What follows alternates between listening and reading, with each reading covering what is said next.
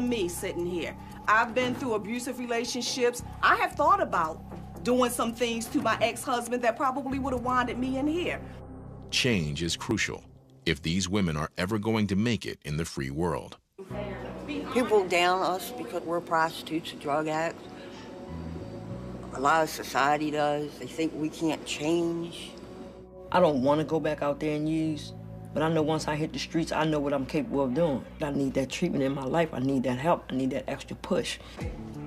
MCIW tries to prepare them for life beyond the walls with intense drug rehab, high school and college courses, and critical job training. I believe that everybody should be punished for the crime they committed, but we try our best to prepare them to re-enter society and not make the same mistakes that they have made to get here in the first place. And the programs seem to be working. The inmates who participate cut their chances of reoffending by almost half.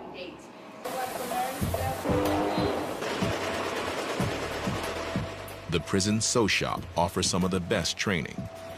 The women learn marketable skills, and daily pay here goes up to $3.50. Behind bars, that's a big paycheck, and it's considered a privilege to work here. Lifer and convicted murderer Paris Pratt is one of 85 women who have landed a job here, making uniforms and flags for the state. The work keeps Paris busy and keeps her mind off being locked up. But the distraction only goes so far. It's like I'm really going through something within myself. Wake up, you're around the same people, doing the same dumb stuff. You work, you slave for a little bit of money, eat the same stuff that's disgusting. It's like really you had nothing to look forward to. Etta Myers also helps Paris get through the days. The two women work together in the sew shop. Etta is a fellow lifer and one of the few inmates she trusts. Etta has been here for 32 years. I used to think she got to be crazy to be still sane after 32 years, you know. Paris. But I guess as time goes along and I learn how to cope with things and deal with things differently, maybe I can be like her one day. Etta was convicted of killing a man during an attempted robbery in his home. I got locked up in 1977 for murder in the first degree with a handgun. Before I came to jail, I was married. I was a drug addict. Like Paris, she came to the prison in her early 20s, and at first, didn't think she would make it. There was nobody that I could trust in jail, so it was easier for me to stay by myself than to mingle with somebody who I didn't know anything about. I was very uneducated, very fragile, very empty inside, very frightened, very, very afraid. Oh, okay, I'll wake up because... I met Paris about a year ago. She had just come into prison with a life sentence. They wanted her to know that there were people here who actually had been here for a long period of time and had fared just well. Her first question was, how long have you been here? And oh my God, you look so good. And I'm like, you know, I don't know what good is, but thanks. Etta knows that Paris is on edge. I hate this. I don't think that it has hit her. Reality has really not set in. For most of us who serve a long sentence, it takes a couple years before it actually settles in, before you're able to accept it. For the people that don't accept it, it's going to be really hard because life is hard in jail. They can get caught up in the madness and the negativity, and that'll only allow them to go to mental health and on lock. Etta hopes Paris can handle life behind bars without succumbing to madness or violence. She watches Paris closely, especially in the prison sew shop, where the edgy young inmate handles sharp tools. She doesn't want to see Paris or anyone else get hurt.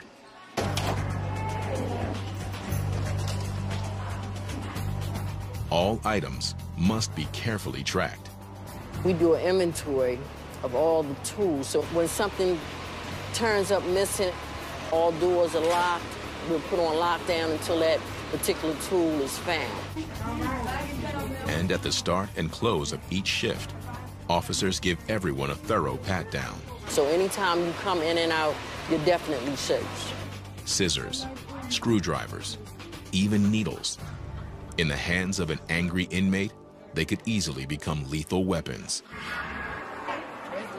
It's almost 11:30, lunchtime, and a large crowd is gathering in the chow hall. With so many inmates in one place, a lot can go wrong in just seconds.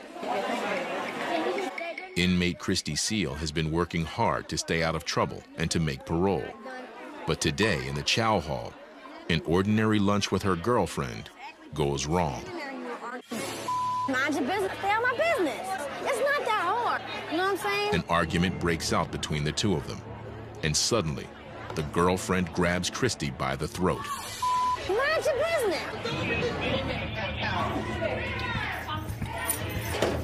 Officers quickly stop the fight, and both women are taken into segregation immediately. I'm just trying to tell you, you shouldn't have to lock me up. I didn't do nothing. I didn't put my hands on nobody. So why they got handcuffs when nobody's trying to explain nothing to me? Now, Christy is in seg, despite her efforts to keep her record clean. And she fears that her chances of making parole and reuniting with her family are slipping away fast.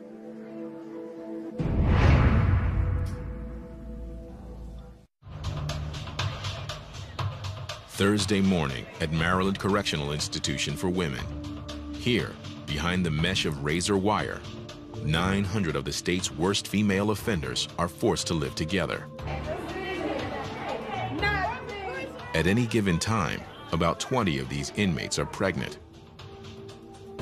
Among them is convicted burglar and drug addict Jill Newland, who is expecting twins. 3 weeks remain until her delivery date.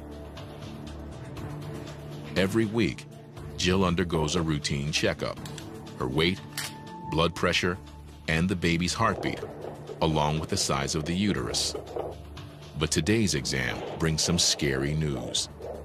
As is often the case with twins, the babies are ready to come out weeks ahead of schedule. Jill must head to the local hospital immediately. The anxiety started building up with the fact of knowing that it was coming to an end, and reality set in a little, and it's just a scary situation. But even now, security cannot be compromised. 2 officers are required to transport her, and she must wait for clearance at all checkpoints. Pregnant or not, she's still treated as a dangerous felon. I'm embarrassed and I'm upset that I put myself in the situation to have to go there pregnant and handcuffed. It just seems like it's surreal. It's like everything's just happening, and I feel sometimes like, what's going on? Is this real? The hospital is only 15 miles away, but it's a long drive for Jill. She doesn't know what this early delivery might mean for the unborn twins. Inside the prison gates, the grounds are unusually quiet. A prisoner is coming out of segregation, and Captain Hannah has cleared the entire area. All outdoor movement stops whenever an offender leaves her segregation cell. An officer escort always stays close by her side. It's all about keeping the inmates safe from attack. There's not supposed to be any inmates on the grounds. When the seg gets moved, it's our responsibility to protect that inmate because they are handcuffed. So if something happens, they cannot defend themselves. If they're fighting somebody and that person has friends out in general population, then they could be a possible enemy. The extra security also protects the staff from getting hurt. Officers know they can never let their guard down when dealing with convicted criminals. Captain Hannah learned this the hard way. As a young officer, she survived a vicious inmate attack. It took months for her to recover. I had been on the job approximately 4 months, and I was attacked by an inmate, maximum security prison. Segregation inmate ran down the tier, jumped me from behind, and he stabbed me. The shoulder, the back, the side of the face. I was stabbed 5 times. At first, I didn't even know that I was being stabbed because it just felt like punches. I came back to work because I knew the risks involved when I took the job. You could lose your life in prison. Lieutenant Parker to all OICs, 1021 shift. Captain Hannah to all units, resume your movement, resume your movement.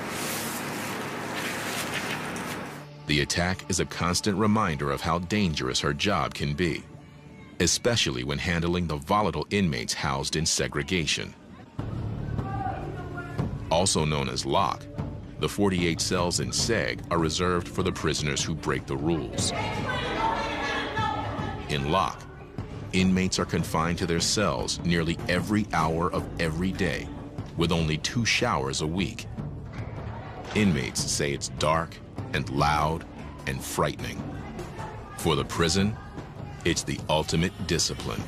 For inmates, there's nothing worse. It can stay with them long after they get out. I used to be terrible at one point.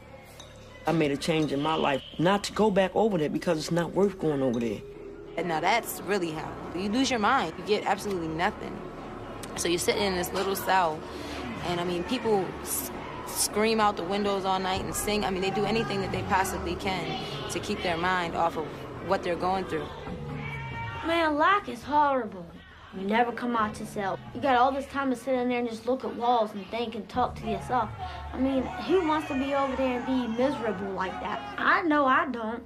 I'm in school. I'm trying to do what I need to do to get out of here. I'm not trying to make my time stop by going on the lock.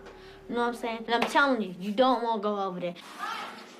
Christy Seal has just come out of lock after fighting in the cafeteria with her inmate girlfriend. My girlfriend is a liar. I'm finding out a lot of things that she's doing, being sneaky, being phony with stuff. I found out she was telling somebody that I need her. I don't need you, miss. Are you crazy? And we got into it in the cafeteria, and we got into a heated argument, and she choked me. This was Christy's first trip back to seg in months. Luckily, she was cleared of all charges this time. The prison ruled the instigator was Christy's girlfriend, who remains in lock. She's always putting her hands on me. There's a scratch mark on my neck where it's healing up right there. She did that. You know what I'm saying?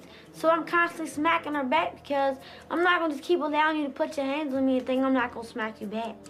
Hearing about the fight with her girlfriend, Captain Hannah brings Christy in for a talk after she is released from seg. So what do you plan to do now? I'm going to try to stay away from her. And I did say try. We do not condone these relationships, but we know they do happen. And it doesn't work out. There are fights. The women may do certain things or act certain ways towards other inmates just to make this particular one jealous, and it creates a lot of problems. My anger took over because I couldn't. It felt like I couldn't breathe. I felt like everybody was ganging up on me. Mm-hmm. You have to be able to handle your anger issues. What do you have planned for when you leave here? If you don't have a plan, you're going to be back here. What about your education, college degree? Do you have your high school diploma? I can't get it. Well, why? Because I ain't smart enough yet. Yes, you are. Don't say that. I mean, I waited till I was an old lady before I got my bachelor's degree, but I did it. Issues come about. Hannah reminds Christy that she needs to stay focused on getting out and staying out of prison. One that I want you to focus on. You're going to be okay. I just want you to focus on you. Yeah. You getting better. You healing emotionally. Because when you leave, and you will be leaving, I want you to stay gone. I do too. Yeah, because I'm tired of seeing you in here. I'm tired of seeing myself in here. I'm tired of seeing myself in here. Christy is going to work hard to avoid any more trouble. But while Christy is now out of seg, 25-year-old murderer Paris Pratt has landed there for the very first time.